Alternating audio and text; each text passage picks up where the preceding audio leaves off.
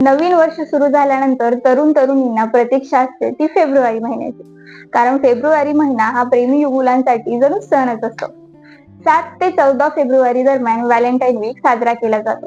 या 7 दिवसात अनेक जण आपल्या आवडत्या व्यक्तीला आपल्या मनातली गोष्ट सांगतात.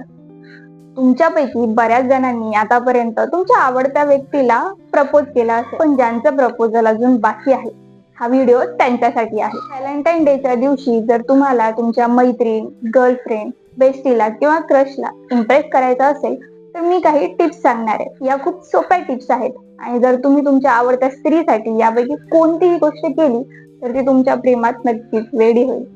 मग या क्रेझी टिप्स पाहण्यासाठी व्हिडिओ शेवटपर्यंत पहा. तर अनेकदा मुलं नात्यात उतावळी असतात. पहिल्याच तारखेला ते असे वागतात की त्यांचं नातं पूर्णपणे निश्चित झाले. पण असे करू नका. मुलीला या नात्याबद्दल मोकळेपणाने विचार करण्याची संधी द्या.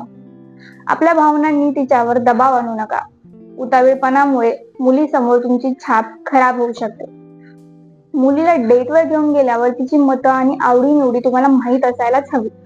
त्यांना जेवण किंवा इतर कशासाठी जबरदस्ती करू नका. डेटवर तिच्या मनातील गोष्टी करण्याचा प्रयत्न करा.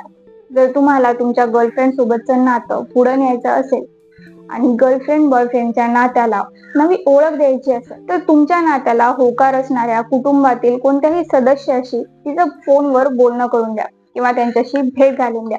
जर तुम्ही असं केलं तर तुमची गर्लफ्रेंड तुमच्यावर खूप खुश होईल. तुम्ही तिच्याबाबत सिरियस आहात याची तिला जाणीव होईल. दुसरी टीप अशी की तुमच्या आवडत्या मुलीला विचार करून प्रश्न विचारा. ज्यात तिला अस्वस्थ वाटत असेल असे प्रश्न विचारू नका. जसे की तिच्या पास्ट रिलेशनशिप बद्दल किंवा क्रश बद्दल प्रश्न विचारू नका. कुटुंबाबद्दल जास्त प्रश्न विचारू नका. तिचा पगार आणि तिच्या खर्चावरही प्रश्न विचारू नका. तिला जाणून घेण्याचा प्रयत्न करा. तुम्ही तिच्या आवडीनिवडीबद्दल प्रश्न विचारू शकता.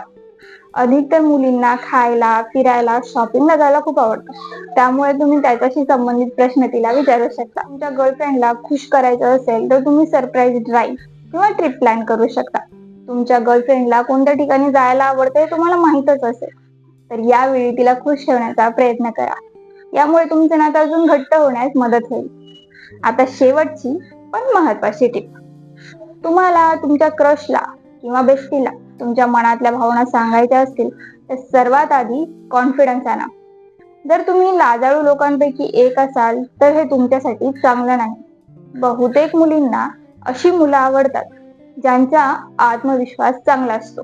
मुलींना स्वतःहून पुढाकार घेऊन प्रपोज करणारी मुलं आवडतात. त्यामुळे न घाबरता चांगले सरप्राईज प्लॅन करून तुमच्या मनातील गोष्ट तुमच्या आवडत्या व्यक्तीला सांगून टाका. तर कशा वाटल्या हे टिप्स कमेंट करून आम्हाला कळवा आणि तुमच्या सिंगल मित्रांनाही ह्या टिप्स पाठवायला विसरू नका.